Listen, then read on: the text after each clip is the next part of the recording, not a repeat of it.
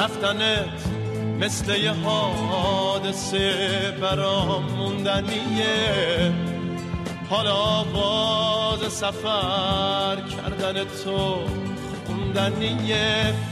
لحظه ها ثانیه ها طاقت موندن ندارن، میسوزونن اما خب فکر سوزوندن ندارن.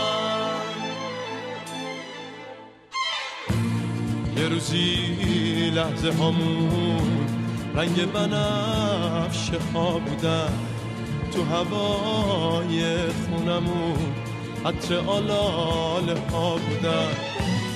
تن من جسم تو یکی نبودن، اما یه جون زیر آفتاب جدا، اما یکی سایه هامون. حالا اون اسم بزرگ آهنی منتظره تا تمومی وجود منو هم راش ببره.